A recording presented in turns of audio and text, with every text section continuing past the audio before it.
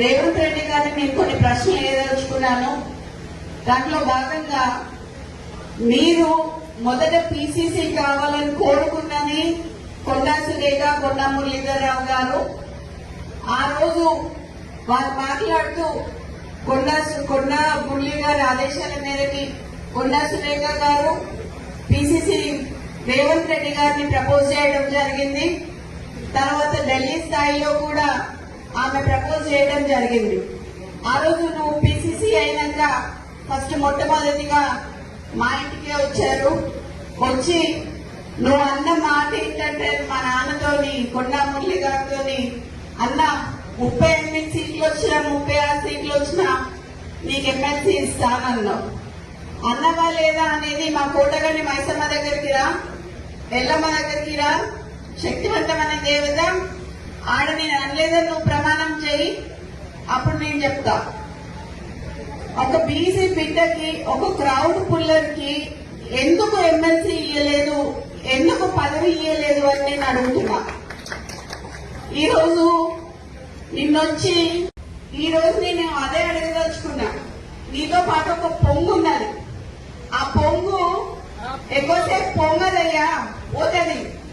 మరి నువ్వు ముఖ్యమంత్రివా ఆయన ముఖ్యమంత్రి కూడా తెలుస్తలేదు. ఇక్కడ మొన్న హైదరాబాద్ లో ఇంద్రమ్మ ఇల్లు ఇచ్చేటప్పుడు హైదరాబాద్ లో ఆయన పొంగు అనే పోస్టర్లు వేసుకున్నారు.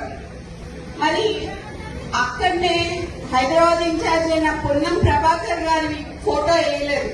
అంటే బీసీలంటే అంత చులకన్నా మీకు?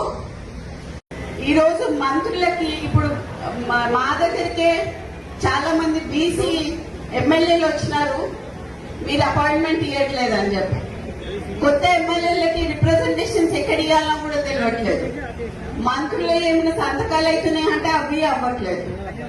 మీరేం చేస్తున్నారు? సరే, ఇప్పుడు వేం నరేందర్ రెడ్డికి సలహాదారుడిగా మీరు ఇచ్చారు కదా. నేను అడగదలుచుకున్నది ఒకటే ఏంటంటే, మరి 3 ఏళ్లలో వేం నరేందర్ రెడ్డి ఏం సలహా ఇచ్చిండు నీకు? నువ్వు ఏం సలహా పాటించి ఏం చేసినావు ప్రజలకు చెప్పాలి. నువ్వు ఆయన ఇచ్చిన సలహా ఏంటిది? నీ తమ్ముడు ఒక షెల్ కంపెనీ పెడితే 200 కోట్ల ఆస్తి ఉన్న ల్యాండ్, గవర్నమెంట్ ల్యాండ్ నువ్వు దారదత్తం చేసావు నీ తమ్ముడికి. ఇట్లా నీ తమ్ముళ్ళు నువ్వు రాష్ట్రం మీద పడి తింటాం తప్పితే ఇంకేం చేయలేదు. అట్లాంటిది నా ఇలాకాకు వచ్చి, కొండా ఇలాకాకు వచ్చి రేవంత్ ప్రకాష్ రెడ్డిని మళ్ళీ గెలిపించమని చెప్పడంలో మీ ఆంతర్యం ఏంటిది అని అడుగుతున్నా నేను ఇవాళ. ఎందుకు మాతో పెట్టుకుంటున్నావు? ఎందుకు మమ్మల్ని ఇట్లా చేస్తున్నావు? మేము కాపతలోళ్ళమమ్మా, మాకు వ్యవసాయం వచ్చి కానీ ఊడిగం చేయటం రాదు. మేము పద్మశాలోళ్ళం, మాకు నేత నేయటం వచ్చి తప్పితే ఊడిగం చేయటం రాదు. మీలాగా బ్రోకరిజం చేసి ఇవన్నీ చేసుకుంటే మీ చుట్టూ తిరుగుతున్న వాళ్ళు ఎవరైతే ఉన్నారో తప్పుడు సంకేతాలు పోతున్నాయని చెప్పి చెప్తున్నా మీకు.